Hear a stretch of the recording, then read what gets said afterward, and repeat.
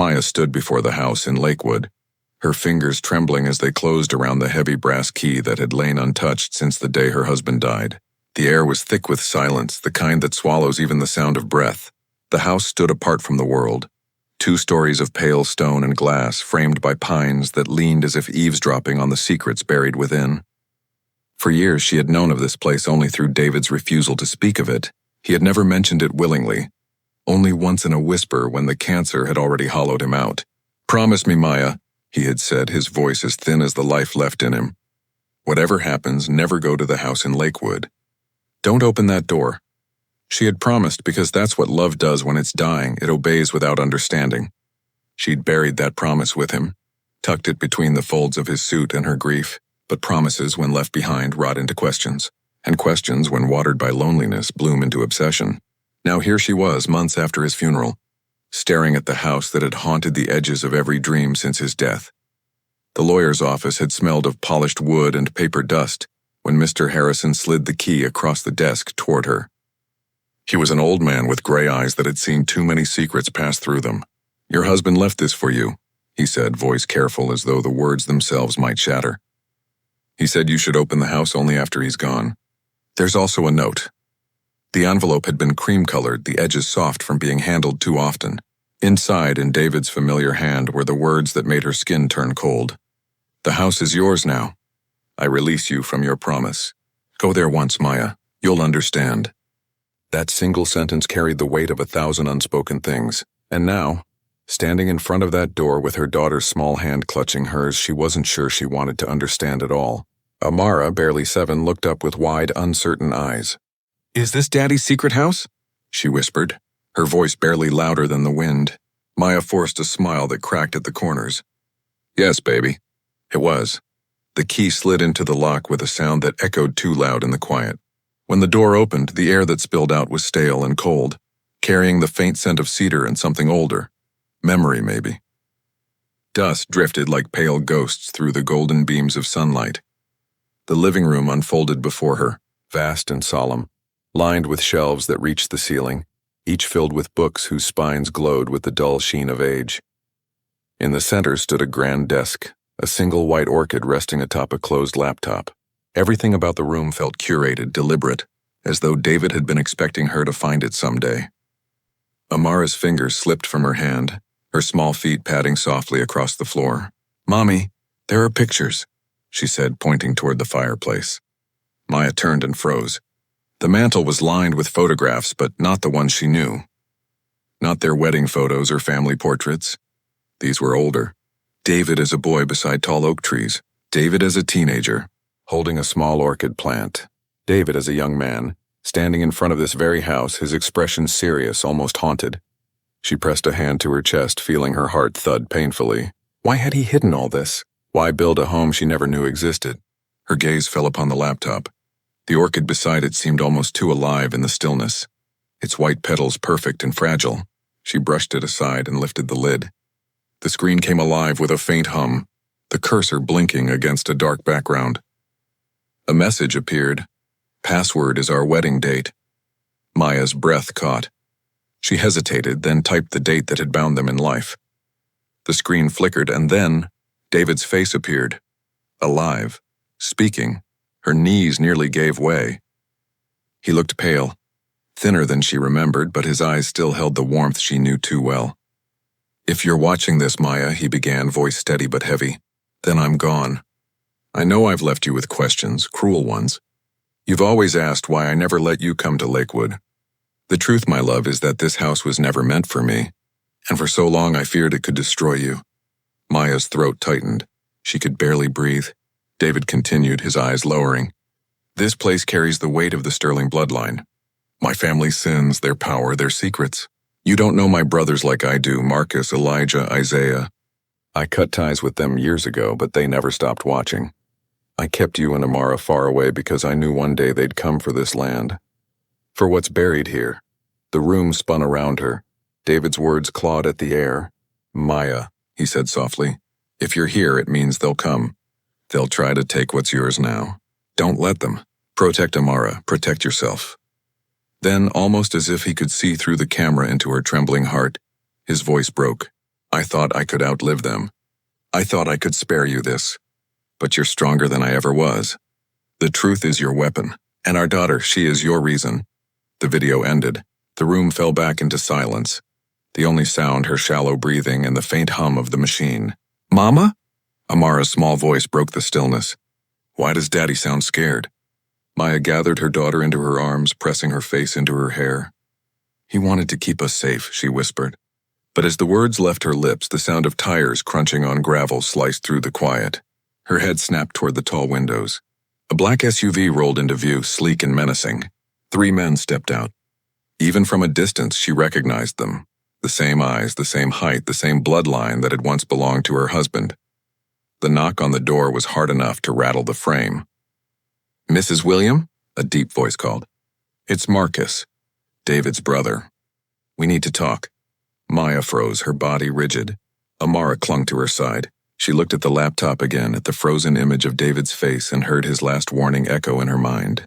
"They'll come for what's yours. Don't let them." She pressed her back against the door, her heart pounding so loud it drowned out reason. "You have no right here," she shouted. Silence, then a smoother voice, Elijah's, answered. "We're not here to hurt you, Maya, but that house doesn't belong to you. It was never meant for you." Her hand tightened around the doorknob. "David left it to me," she said through the wood, her voice shaking but defiant. "He wanted us here." A low laugh came from outside, dry and condescending. "Our brother was sick," Elijah said. "He didn't know what he was doing. Leave now and we can end this quietly." Maya's vision blurred with tears, but anger steadied her. "No." There was a pause. Then another voice, low, cold, controlled, cut through. Isaiah, the one David had called the most dangerous. "You can hide behind his name," he said softly, "but we'll come back for what's ours." Then footsteps. The crunch of gravel as they turned away. Through the window, Maya watched the SUV retreat into the trees, leaving behind a silence that felt heavier than their presence. Amara tugged her sleeve. "Mama, are they gone?" Maya nodded, though her voice trembled. "For now." She looked back at the laptop, at the orchid, at the shadows clinging to the corners of the room. David had kept his secrets for a reason, and now those secrets belonged to her. That night, sleep refused her. She wandered the halls, touching the spines of the books, tracing the outlines of photographs. Every corner of the house felt like a conversation she had never been invited into. In the fireplace, the embers of daylight flickered weakly, casting long, uncertain shadows. She paused by the window, watching the road beyond the pines. Headlights glowed once in the distance, then disappeared. She whispered into the stillness. "You tried to protect us. David, now it's my turn." Somewhere deep within the house, a floorboard creaked, settling or perhaps remembering. Morning came wrapped in a soft gray light that pressed gently through the curtains, but it brought no peace. The house in Lakewood stood quiet, almost watchful, as though it too was waiting for what came next. Maya rose before Amara, moving through the rooms with cautious steps. She made coffee without tasting it, the bitter steam rising like a warning. The orchid on the desk was still in bloom, untouched, defiant in its beauty. She brushed a petal with her fingertips and felt its life beneath her skin. David had known she would come here. He had built this place for her down to the smallest detail. It was not just a house. It was a message. When Amara woke, rubbing her eyes and asking for pancakes, Maya forced herself to smile and said yes. She flipped batter onto the hot pan, pretending that their lives hadn't changed, that a family of men wasn't circling their world like wolves, but inside every beat of her heart whispered he knew. He knew this would happen. After breakfast, when the morning fog began to lift, Maya took Amara's hand and led her outside. The garden stretched wide behind the house, tangled but beautiful, its path lined with stones smoothed by years of wind and rain. Birds darted through the branches, their songs too bright for the heaviness in her chest. At the far end of the yard stood a small shed, half covered in ivy, its door sealed with a new padlock that gleamed against the wood. Her pulse quickened. David's second video, the one that had appeared on the laptop just before midnight, had told her where to look. "Find the room beneath the shed," he had said, his eyes hollow with warning. "The lock combination is Amara's birthday." Maya knelt and twisted the dials, each click louder than the last, until the final number fell into place. The lock opened. She hesitated only a second before pulling the door wide. The scent of soil and rust filled the air. Inside, a narrow staircase led down into darkness. "Stay here, baby," she whispered to Amara, who clutched her rabbit to her chest. "If anyone comes, you run back to the house and lock the door." Amara nodded, though her small face was pale. Maya took the lantern from a hook and began her descent. Each step groaned beneath her weight, each sound swallowed by the air. When she reached the bottom, the light spilled across a room she could not have imagined. It was no storage cellar. It was an archive, a secret world carved into the earth. Concrete walls surrounded a long wooden table littered with folders, photographs, flash drives. Maps and documents covered a corkboard on the far wall, crisscrossed with red strings that linked names and places like veins. David had called it a house, but this was something else entirely. It was a war room. Her breath trembled as she opened the nearest folder. Inside were ledgers stamped with the Sterling family crest, pages filled with transactions marked in red ink, and David's handwriting scrawled in the margins. Marcus, embezzlement. Elijah, fraud. Isaiah, missing persons linked to land transfer. Maya's hands shook. The deeper she read, the clearer it became. David hadn't just been protecting her from his brothers. He'd been gathering evidence against them. For years he had built this house not as a refuge, but as a vault of truth, a fortress of light against the darkness of his own bloodline. She found a box labeled with her name. Inside were letters, dozens of them, each written in David's familiar hand. Some were love letters, others were apologies, but one, written near the end, broke her open entirely. "You may feel alone, but you carry both of us now. Protect her, Maya, protect yourself, and when they come, do not run. The truth will be your shield. Mama?" Amara's voice floated down the stairs, trembling. "There's a car outside." Maya's pulse spiked. She blew out the lantern and gathered as many folders as she could carry. "I'm here, baby," she called, rushing upward. Sunlight blinded her as she burst through the shed door. The black SUV was back, idling at the edge of the drive. Marcus stood beside it, smiling with that polished cruelty of a man used to being obeyed. Elijah was next to him, his hands folded like a priest at a funeral. And Isaiah, he was leaning against the hood, silent, his gaze unreadable. "Mrs. William," Marcus called, voice smooth as oil. "Avoiding us won't change anything. That house doesn't belong to you." Elijah took a step forward, his tone patient but cold. "You've been inside," he said. "You found what David left. But you don't understand what you're holding. Those things were never meant for you." Maya stood tall despite the fear clawing at her ribs. "This property was left to me," she said, her voice shaking. "And whatever my husband left behind, it's mine now." Marcus's smile faltered, and for the first time, she saw the glint of rage behind his charm. "Think carefully," he warned, his eyes sliding to Amara. "For your daughter's sake." Something inside her snapped. "Don't you dare speak her name," she hissed. Isaiah's gaze locked on her then, cold, assessing, predatory. He didn't move, didn't speak, but she could feel him marking her silence, her fear, her trembling hand. The brothers returned to the SUV without another word, gravel spraying beneath the tires as they drove away. Maya sank to her knees, clutching Amara close, the folders pressed against her ribs, heavy as the truth they carried. This is what he died protecting, she thought. And now it's mine to guard. That night the storm came. Rain hammered against the windows and thunder rolled through the hills like an army marching closer. Amara slept in Maya's bed, curled against her mother's side. Each time lightning flashed, Maya's mind filled with David's voice, his warnings, his faith in her. She rose quietly and went to the study, where she laid the files across the desk. Each document told a piece of a larger, darker story, a web of corruption stretching through banks, land deeds, and political offices. Her husband had risked everything to gather it. Somewhere in these pages was the reason he'd feared his brothers so deeply. When she found it, she would finally understand. As the clock struck midnight, the laptop chimed again. Another file had appeared on the screen. With trembling hands, Maya clicked it. David's face appeared once more, thinner now, his eyes shadowed but still clear. "If they've come to the door, then you've seen them," he said. "Marcus will charm you. Elijah will reason with you. And Isaiah, he will watch. Don't be fooled. They want this property because it carries more than land. It carries proof of everything they've done. Maya, you must find the room beneath the shed. Inside are the documents that can destroy them. But be careful. Once you know, you can't unlearn it. Once you hold the truth, you'll never be invisible again. The video ended, leaving her shaking. She whispered to herself, "Then I'll hold it anyway." When morning came, the rain had washed the world clean, but the house felt heavier. She dressed Amara quietly, packed a small bag just in case, and drove into town.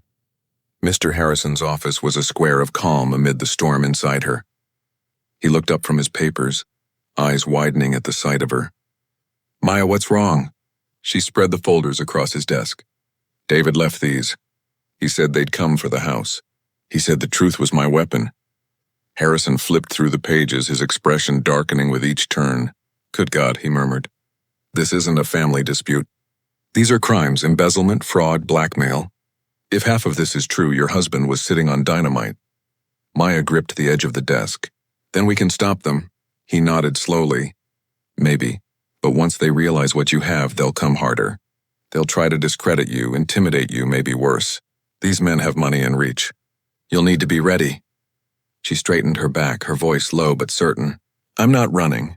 Before Harrison could reply, the door opened. The air shifted. Marcus, Elijah, and Isaiah stepped inside. They filled the room like a storm in suits. "Maya," Marcus said smoothly, his tone mocking. "What a coincidence." "We were just in town." Harrison stood immediately, voice hard. "This is my office." "Leave now." Elijah smiled faintly. "We only came to talk. Family to family." His gaze slid to the papers on the desk. "Ah, I see you've been busy." Maya's pulse pounded. She moved to cover the documents, but Isaiah's voice stopped her cold. "You think you know what you're holding," he murmured, his tone like a knife's edge. "But you don't. Some truths aren't weapons, they're curses." "Get out," Harrison snapped. The brothers lingered a moment longer. Then Marcus leaned forward, his smile hollow. "Be careful what you fight for, Maya. Truth has a way of destroying families." Then they were gone, leaving the office colder than before. On the drive home, rain streaked the windshield again, and Amara's small voice came from the back seat, soft and certain. "Mama, Daddy said to trust you." Maya swallowed hard, her eyes fixed on the road ahead. "Then we'll be brave together," she whispered. When she reached Lakewood, dusk was falling and the pines stood like sentinels around the house. She carried Amara inside and tucked her into bed. As she turned out the light, the child murmured, "Don't let them in, Mama." Maya kissed her forehead. "I won't." Downstairs, she sat at the desk, the storm outside easing into a whisper of rain. She opened the laptop again, staring at the dark screen. "You tried to protect us, David," she murmured. "Now it's my turn." And as lightning flashed over Lakewood, she finally understood. The house wasn't just his secret, it was his legacy, and now it was her war to fight. The days that followed were a blur of sleepless nights and steady fear. Threaded together by Maya's growing resolve, she no longer jumped at every creak of the floorboards or every sigh of the wind through the trees. The fear was still there, yes, but it had taken a new shape, one that burned instead of trembled. Each morning she brewed coffee, packed Amara's breakfast, and opened the war room beneath the shed. The files were no longer secrets. They were weapons now. She cataloged every page, labeled every folder, and copied every document. When the electricity flickered at night, she sat by candlelight, reading David's handwriting until the words became a part of her. Every note, every scrawl, every annotation of his was a heartbeat, proof that he'd never lost his mind no matter what his brothers claimed. She kept the laptop close, replaying his final videos again and again, memorizing his voice until it felt like armor. Amara sensed the tension but bore it with a quiet courage that made Maya ache. The little girl no longer asked when they were going home. She had started calling Lakewood our house. It was all Maya needed to stay strong, but strength, she learned, invited challenge. On the 5th day, a note appeared beneath the porch light. It was folded in half, the handwriting unfamiliar, all block letters. "Truth won't save you. Walk away or we take more than the house." Maya read it once, twice, then burned it in the fireplace. The flames licked the paper greedily, curling the words into black ash. She refused to show it to Amara, refused to let fear slip through the walls like smoke. Instead, she called Harrison. He arrived an hour later, his car splattered with mud from the storm, his face grave. "They're desperate," he said after she told him about the note. "They know you're not backing down." Maya nodded, her hands gripping the edge of the table.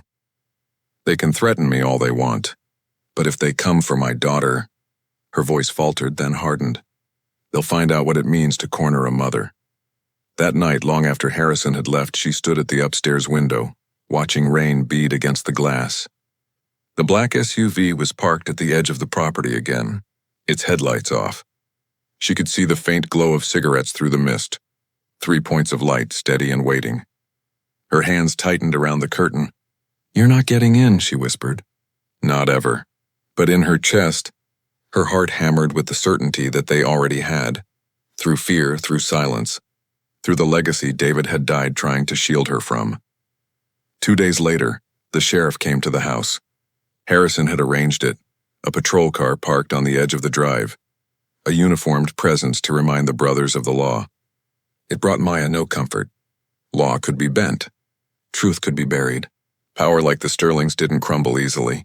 Still, she smiled politely, offered coffee to the deputy, and pretended calm for Amara's sake. She spent the afternoon scanning documents at the town library, saving digital copies on a flash drive she kept on a chain around her neck. Each file felt like a lifeline, each backup a piece of insurance against the storm that was surely coming. Mrs. Delaney from the neighboring property found her there and touched her arm gently.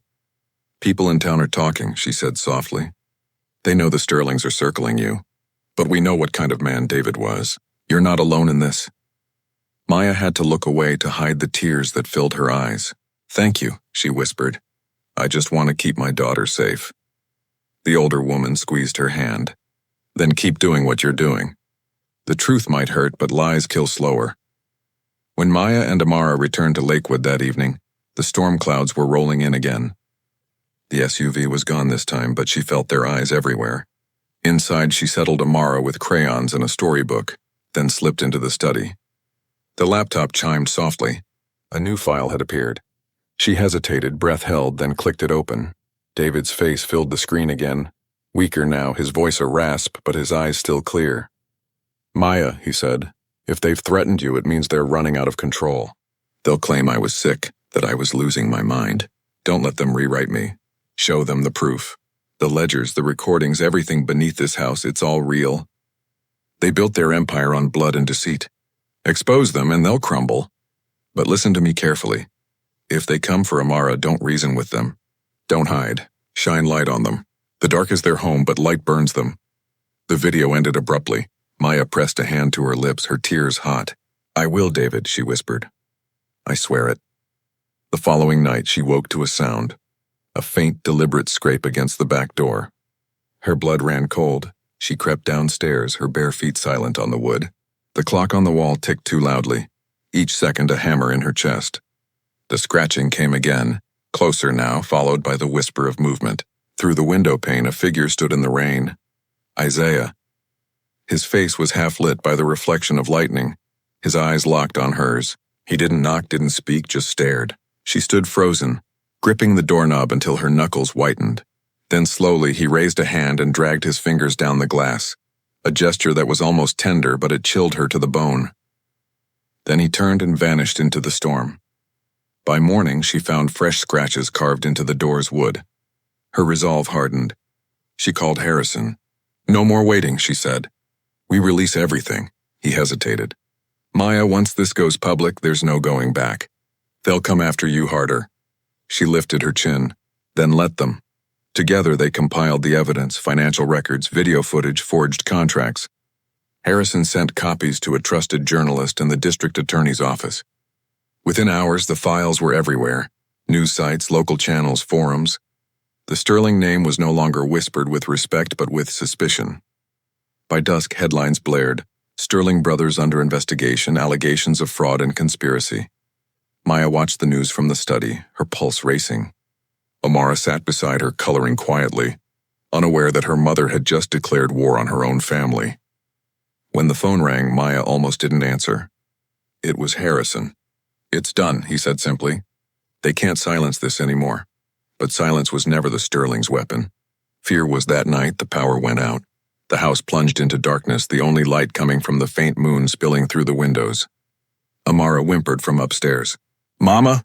Maya lit a candle, her hands steady even as her heart thundered. "It's okay, baby. Stay where you are." She moved through the hall, flame flickering, shadows bending on the walls like specters. The wind howled through the chimney, and somewhere outside, gravel crunched beneath tires. The SUV, it had returned. Her pulse roared in her ears. The front door shook under the weight of a heavy knock. "Maya," Marcus's voice called, smoother than ever but laced with venom. "You've made a mistake." Another voice followed. Elijah, calm, deliberate. "Take down what you've spread and we'll forget this ever happened. You can walk away. No one has to get hurt." Maya's throat burned as she answered through the door, her voice low but fierce. "It's already done. The truth is out. You can't bury it anymore." A silence followed, long and dangerous. Then Isaiah spoke. His tone was quiet, almost intimate. "You think you've won? You've only started the fire. And fire, Maya, doesn't care who it burns." The door rattled once more, then stopped. Tires spun on gravel, fading into the night. She stayed by the door for hours, candle burning low until exhaustion finally took her. When dawn came, the world outside had changed. The brothers were on the news. Photographs of them leaving a courthouse, faces hard, eyes full of fury. The law had finally caught their scent. Harrison arrived at Lakewood that morning, holding the newspaper like a victory flag. "You did it," he said, his voice thick. "You actually did it." Maya only shook her head, tears in her eyes. "David did.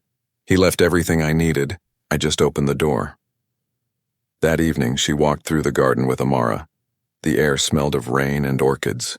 The sun dipped low, painting the world in amber. Amara ran ahead, her laughter ringing through the pines, light and pure. For the first time in months, the sound didn't feel fragile, it felt like healing.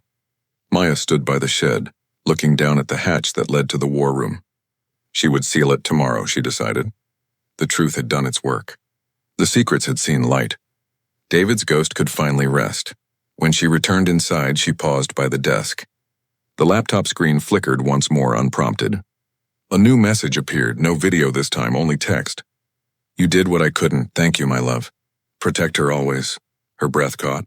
She reached out, fingertips trembling, and whispered, "I will." Outside, the last light of evening slipped behind the trees. The house stood silent, no longer heavy with secrets but alive with peace. Maya sat by the window, watching the first stars rise, her daughter asleep upstairs, the truth no longer a burden but a shield. David had built Lakewood to hide from darkness. She had turned it into light. And as the night deepened, the house finally exhaled, the way a soul does when it's forgiven.